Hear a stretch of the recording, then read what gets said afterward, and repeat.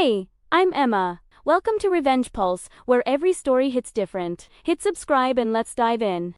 The text came while I was in a client presentation. I ignored it, focusing on the pitch deck for our sustainable fashion brand's spring campaign. But when the meeting ended and I checked my phone, my stomach dropped. Mom, Emma, we need to talk about Katie's bridal shower. It's going to be at the country club. Very traditional. Katie feels that having you there might create tension. Given your lifestyle, I'm sure you understand. We'll celebrate with you another time. I read it twice. Then, 3 times. My lifestyle? That was the phrase she'd chosen. I'd been with Sophia for 4 years. We'd moved in together 2 years ago into a renovated loft in Brooklyn that we'd designed ourselves. We ran a successful brand consultancy, together $12 million in annual revenue. Clients that included 3 Fortune 500 companies. We were featured in Fast Company last month as the creative couple redefining brand strategy. But to my family, my lifestyle was something that made my younger sister uncomfortable. I called Mom. She answered with that particular tone, bright and false. Oh, Emma. Hi, sweetheart. Mom, what is this text about? Well, Katie's just nervous about her big day. And you know how conservative Greg's family is. They're very traditional. And we just think it's better if the shower is kept to people who fit that mold. I'm her sister. I know, honey, and we love you. But this is Katie's moment. You wouldn't want to ruin it by making people uncomfortable, would you? The logic was so twisted, it took me a moment to respond. I would ruin it by existing. That's not what I said. Don't be dramatic. It's just one event. There will be plenty of other chances to celebrate. Will there? Was I uninvited to the wedding, too? Pause. Of course not. We're still deciding about plus ones, though. The venue has limited capacity. There it was. I wasn't allowed to bring Sophia. Right, I said. Limited capacity. You understand, don't you, Emma? You've always been so understanding. I understood perfectly. I'd understood for years. Actually, I'd understood when they'd forgotten to introduce Sophia at family Christmas. I'd understood when Dad had referred to her as my roommate to his golf buddies. I'd understood when Katie had cropped Sophia out of a family photo before posting it. I'd understood that to my family, I was acceptable as long as I was invisible. Sure, Mom? I understand. I knew you would. You're such a good sister. Oh, and Emma. Maybe don't post about this online. Katie's been feeling sensitive about family drama. She hung up. Sophia found me sitting on our office couch, 20 minutes later, staring at nothing. Baby, what's wrong? I showed her the text, watched her face shift from confusion to anger to something softer, resignation. Maybe she'd seen this pattern before. Your lifestyle? She repeated flatly. Apparently, I make people uncomfortable. You know what makes me uncomfortable? Your family treating you like you're something shameful. She sat beside me. What do you want to do? I have no idea. But that night, scrolling through Instagram while Sophia worked late on a pitch, I stopped on a photo. The Amalfi coast at sunset, cliffs dropping into impossible blue water, a terrace overlooking the sea, set with tables and lights. I thought about Katie's country club bridal shower, pastel decorations and mimosas, and whispered conversations about my lifestyle. I thought about her wedding, where I'd be allowed to attend, but not bring the person I loved most, where I'd smile and pretend and make myself smaller so everyone else could be comfortable. Then I thought about something else entirely. Sophia and I had been talking about getting married for a year. Nothing formal, just late-night conversations about what we'd want, something intimate but beautiful, meaningful, with people who actually celebrated us. I opened a new tab and searched Amalfi Coast wedding venues. 6 months earlier, I'd stopped trying to make my family accept me. It happened after Christmas, when Mom had pulled me aside and asked if I could tone down the couple stuff around Katie's fiancé Greg. He's just traditional, honey. It makes him uncomfortable. I'd looked at her and realized she would never choose me. Not over Katie's comfort. Not over Dad's embarrassment, not over their need for me to fit into a box I'd never squeeze into. So I'd stopped trying. I'd stopped showing up to every family dinner, stopped sending lengthy updates in the family chat, stopped explaining my life to people who didn't want to understand it, and my life had gotten exponentially better. Our consultancy grew by 40% once I stopped wasting emotional energy on family drama. Sophia and I traveled to Paris, Tokyo, Barcelona without posting photos for family approval. We built a friend group of people who loved us exactly as we were. Her college roommate Melissa, my business partner Dev and his husband, our neighbors Jordan and Chris, who'd become our chosen family. When Katie had gotten engaged, I'd sent a card and a generous check. Mom had called to thank me and mentioned, casually, that maybe I shouldn't bring Sophia to the engagement party, just to keep things simple. I'd declined the invitation entirely. Mom had seemed relieved. Now, looking at Amalfi Coast venues, I felt something shift. Why was I waiting for my family's approval to celebrate my own love? Why was I making myself smaller for people who'd never make space for me? Soph, I called out, come here! She appeared in the doorway, glasses sliding down her nose, looking adorably rumpled from working. What if we got married? I said. We've talked about that. No, I mean, what if we got married this fall? In Italy? With everyone who actually matters. She stared at me. Are you proposing right now? I'm proposing we stop waiting for my family to be ready for us. They're never going to be ready. So, let's just do it. Let's get married, surrounded by people who love us, in the most beautiful place we can find, and stop giving them the power to make us feel less than. Sophia crossed the room and kissed me. Yes. Absolutely yes. But I'm proposing to you properly later, with a ring and everything. This is just us deciding to be done with their nonsense. We booked Villa Divina in Positano that night, October 12th. A 3-day wedding weekend. Capacity, 120 guests. I made a list of everyone who'd ever shown up for us. Friends from college, colleagues who'd celebrated our relationship. Sophia's huge, loving family who'd welcomed me like a daughter. My cousin Rachel, the only family member who'd ever asked about Sophia like she was a real person. Our neighbors, the couple who owned our favorite coffee shop, people who'd proven, again and again, that love wasn't conditional. The cost was significant, $175,000 for the venue, catering, florals, photography. But our business was thriving, and we had savings specifically for life moments that mattered to over the next 3 months, while Katie planned her traditional country club wedding. Sophia and I planned something entirely different. An Italian chef who'd create a 5-course feast, a florist who'd fill the villa with bougainvillea and olive branches, a photographer whose portfolio made me cry, a string quartet for the ceremony, a DJ for the reception. We sent invitations cream paper with gold lettering, stuffed into envelopes with pressed flowers. Join us in celebrating love on the Amalfi Coast. 120 invitations went out. My family received none. Mom texted in August, Katie's shower is September 15th.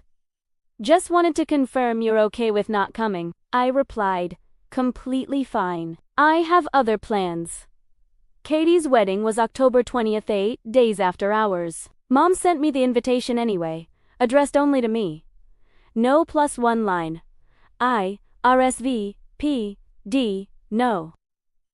Mom called. Emma, you have to come to your sister's wedding. I have other commitments. More important than family? Yes, actually. She hung up on me.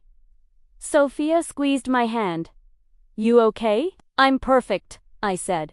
And I meant it. October 12th dawned perfect. Impossibly blue sky, golden light, the kind of weather that feels like a blessing. Villa Divina, perched on a cliff overlooking the Mediterranean, terraces cascaded down the hillside, covered in bougainvillea. The ceremony space a stone patio with the sea as backdrop looked like something from a dream. Our 120 guests arrived throughout the day. Sophia's parents, who'd flown in early to help coordinate. My business partner Dev, who was officiating, our friends from 3 continents, all of whom had cleared their schedules and bought plane tickets because they wanted to witness our love. The absence of my family, my parents, Katie, my brother, Matt should have hurt. Instead, looking around at the people who'd actually shown up, I felt only gratitude. Sophia and I got ready in separate suites. Her sister Maya helped me into my dress-a custom ivory gown, with delicate beading that caught the light. I could hear music starting outside, laughter floating through the windows. "You look stunning," Maya said, tears in her eyes. Sophia's going to lose her mind. There was a knock. Jordan, our neighbor, and one of our closest friends, poked his head in. "Ready? Everyone's waiting." I walked down an aisle lined with olive trees and flowers, while a string quartet played, and there was Sophia in a tailored cream suit, crying, surrounded by people who loved us. Dev's ceremony was perfect, funny and touching and deeply personal. When we exchanged rings, our guests cheered so loud I thought the sound would carry across the water. The reception was magic. Dinner under string lights, speeches that made everyone laugh and cry, dancing until our feet hurt. Our photographer captured everything, candid moments of joy, the sunset over the sea, our friends lifting us in the air during the dancing. Around 10 p.m., during a quiet moment, Sophia and I stood at the edge of the terrace, watching our friends celebrate. "This is perfect," she whispered. "It really is." Dev's husband, Marcus, approached with his phone. "Hey, you two should know our friend TikTok posted some clips from today. It's getting a lot of traction." Marcus was a lifestyle influencer with about 200K followers. He'd asked permission to share moments from our wedding, and we'd agreed, not thinking much of it. "How much traction?" Sophia asked. Marcus turned his phone. "Like 50,000 views in 2 hours. The video was beautiful clips of us getting ready, walking down the aisle, our first dance, our friends celebrating." Marcus had captioned it, "When you get to witness love this pure in a place this beautiful. This is what weddings should feel like. #AMA, LFI wedding, #love is love, #destination wedding." Comments flooded the post. "This is the most beautiful wedding I've ever seen. The location, oh my god. This is what celebrating love looks like. I'm not crying, you're crying. Goals. Absolute goals." "Okay, but where is this? And how do I get invited to their friend group?" We laughed about it, then went back to dancing. It was our wedding day, we weren't going to spend it on our phones. The next morning, nursing champagne hangovers and eating breakfast on the terrace with our closest friends, Sophia checked her phone and froze. "Emma, look at this." Marcus's video had exploded overnight. 512,000 views, 89,000 likes, 12,000 shares. People were stitching it, duding it, making their own videos about the Amalfi wedding that's restoring my faith in love. Our wedding had gone viral. "Oh my god," I said. Then my phone started buzzing. Text after text. "Mom, Emma, call me right now. Katie, are you kidding me right now? Dad, what is going on? Your mother is hysterical. Matt, dude, what the heck? You got married and didn't tell anyone. Aunt Linda saw the videos. Sweetie, looks expensive. Must be nice." I stared at my phone. Marcus's video had been up for less than 24 hours. My family, who'd made zero effort to include me in Katie's wedding events, had somehow seen it and were now demanding explanations. Sophia read over my shoulder. Well, that didn't take long. Over the next few hours, while we were supposed to be enjoying our post-wedding brunch, the messages escalated. "Mom, I cannot believe you did this. You got married and didn't even tell your family? Do you have any idea how humiliating this is? Katie, everyone is sending me your wedding videos. My wedding is in 8 days and you're stealing my moment. How could you do this to me? Dad, your mother saw the videos. She's devastated. How much did that wedding cost? That's family money you're throwing away." I showed Sophia. She shook her head. "They don't even say congratulations." "No, I agreed. They don't." My phone rang. "Mom," I sent it to voicemail. It rang again immediately. Then again, finally, I answered. "Hello, Emma." Mom's voice was sharp with anger. "What is the meaning of this? You got married without telling anyone. Without inviting your family, You uninvited me from Katie's bridal shower because my lifestyle makes people uncomfortable. Why would I invite you to celebrate that lifestyle? That is completely different. That was one event. This is your wedding. Right. My wedding. My life. My choice about who celebrates it with me. We're your family. You told me I couldn't bring the person I'm marrying to Katie's wedding. Mom, you've spent 4 years refusing to acknowledge Sophia as anything but my roommate. You cropped her out of photos. You, admit, toned down the couple stuff. Why would I want people who are ashamed of me at my wedding? Silence. Then, we are not ashamed of you. You uninvited me from your daughter's bridal shower because my lifestyle makes people uncomfortable. That's shame, Mom. That's exactly what shame looks like. This is so selfish. Katie is devastated. Her wedding is in 8 days and everyone is talking about your wedding instead. Then, maybe Katie shouldn't have made me feel like I was something to be hidden. Katie's voice in the background. Let me talk to her. Shuffling, then Katie's voice, thick with tears. Emma. How could you invite everyone but us? Do you have any idea what this feels like? The audacity was breathtaking. Yes, Katie. Actually, I know exactly what it feels like to be excluded from family celebrations. You taught me. That was different. That was one shower, and one engagement party, and your wedding, where I can't bring my wife, and every family dinner where Sophia isn't welcome, and every conversation where Mom asks me to make myself smaller so you can be comfortable. I never asked you to. You didn't have to ask. You made it clear just by being uncomfortable with my existence. She was crying now. Everyone saw your wedding. Everyone is comparing. They're saying yours was more beautiful, more meaningful. You ruined my moment. I didn't do anything to you, Katie. I got married. I didn't announce it. I didn't compete with you. A video went viral. That's not about you. You invited 120 people, and not your own family. I invited people who've shown up for me. You're not on that list. I hung up. My hands were shaking. Sophia pulled me into her arms. You, okay? I don't know. But actually, I did know. I felt sad for the family I'd wanted, the acceptance I'd never received, but I also felt clear. For the first time in years, I'd chosen myself completely, and it felt right. The messages didn't stop. For 3 days, while Sophia and I tried to enjoy our honeymoon my phone exploded with increasingly desperate texts. Mom, we need to talk about this face to face. You owe us that much. Dad, the family is falling apart. Your mother can't eat. Katie's wedding is ruined. You need to fix this. Katie. People are canceling on my wedding because they saw yours and think mine. Whoa, and measure up. You did this on purpose, Aunt Linda. That wedding must have cost $200,000. While family struggles, shame on you. Matt, dude, seriously, you couldn't give us a heads up. Now Mom's driving everyone insane. But also, other messages. Cousin Rachel, your wedding looked beautiful. For what it's worth, I'm not surprised they weren't invited. Congratulations. Emma, my college friend Jen, saw the videos, cried. You deserve every bit of that happiness. Marcus texted, hey, just FYI, if a video hit 1.2 M views, people are asking about the venue, the photographer, everything. This is wild.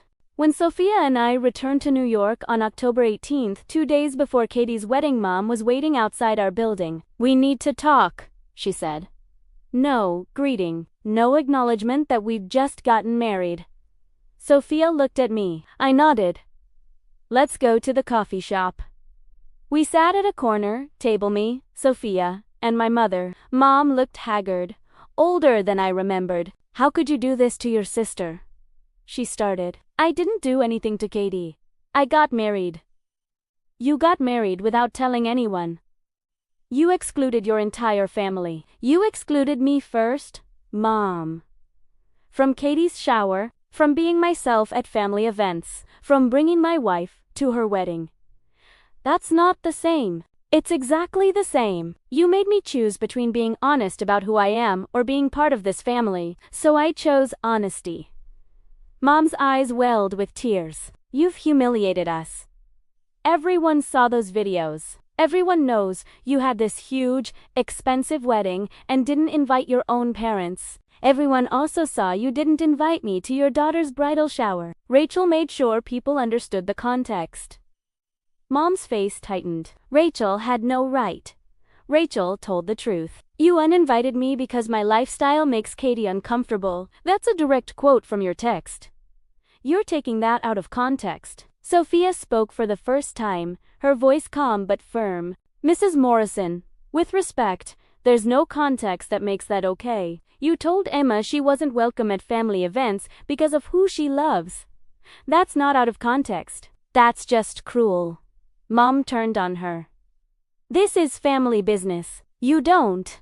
I'm her wife. This is absolutely my business. We don't recognize that marriage. The words hung in the air like a slap. I felt Sophia stiffen beside me. My voice, when I spoke, was quiet. Then we're done here. Emma, wait, no. You just said you don't recognize my marriage. Which means you don't recognize the most important relationship in my life. Which means there's nothing left to talk about. I didn't mean it like that. Yes, you did. You meant exactly that. You want me to accept your conditions. Be part of the family, but stay quiet. Bring Sophia but don't call her my partner. Exist but don't make anyone uncomfortable. Those aren't conditions I can accept. Mom was crying now. So that's it. You're just going to cut us off. You cut me off first. You just did it slowly, with 1,000 small exclusions. I'm just making it official. Katie's wedding is in 2 days. You have to come. I'm not invited. Remember, no +1. We'll add Sophia to the list, 2 days before the wedding. After 4 years of pretending she doesn't exist? No, Mom. That's not how this works.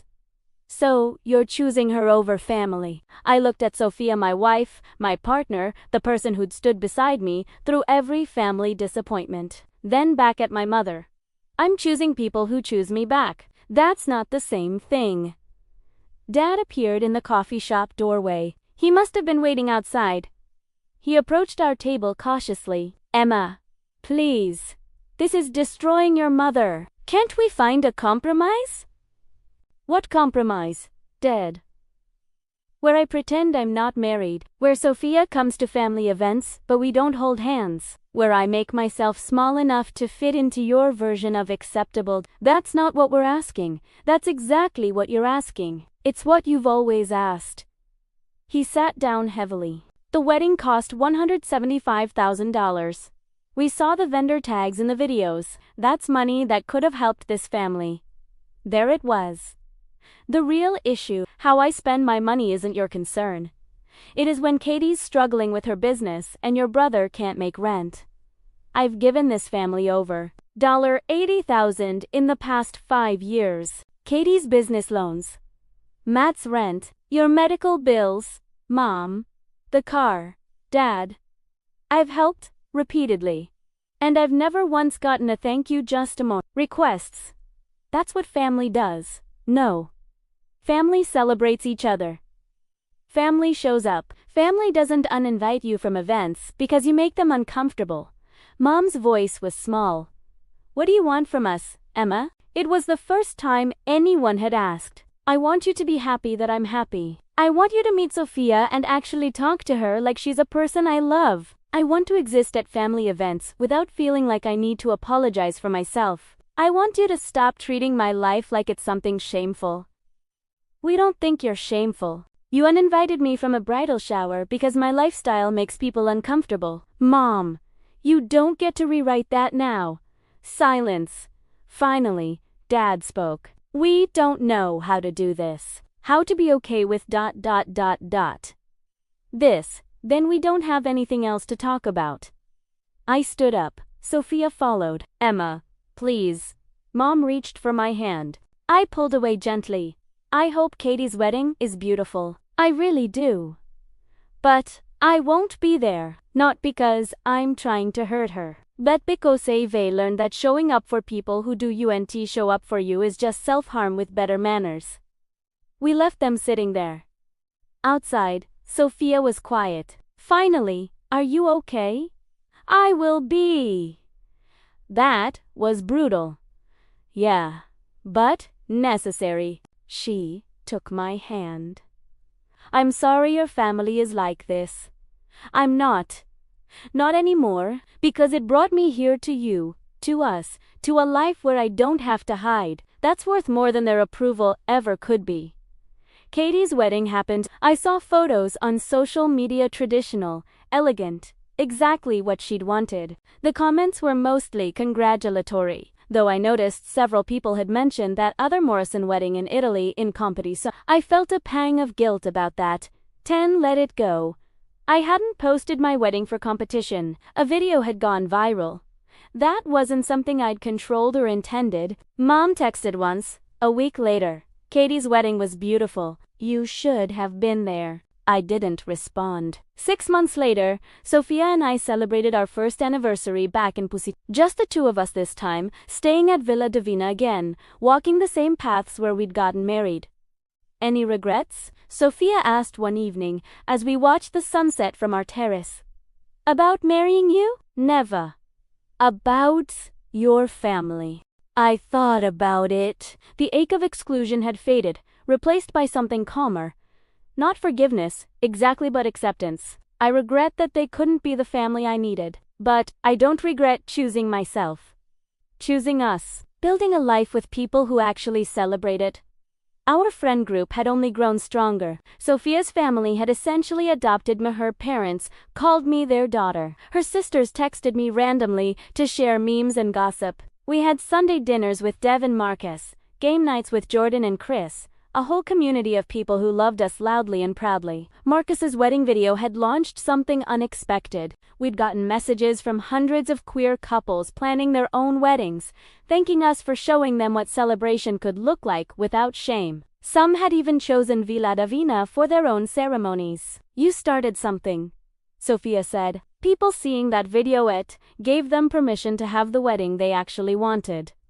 We should have that again, I said, suddenly. What? Not a wedding, we already did that. But a celebration.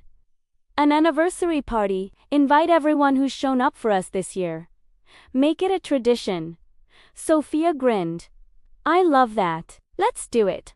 In May, we rented a venue in Brooklyn, nothing as grand as Italy, but beautiful in its own way. A rooftop garden overlooking the city. We invited 50 people, our friends, Sophia's family, colleagues who'd become close, the couple from our favorite bookstore, our therapist who'd helped me work through family grief. Cousin Rachel came, which surprised me. She pulled me aside during the party. I wanted you to know the family's not doing great.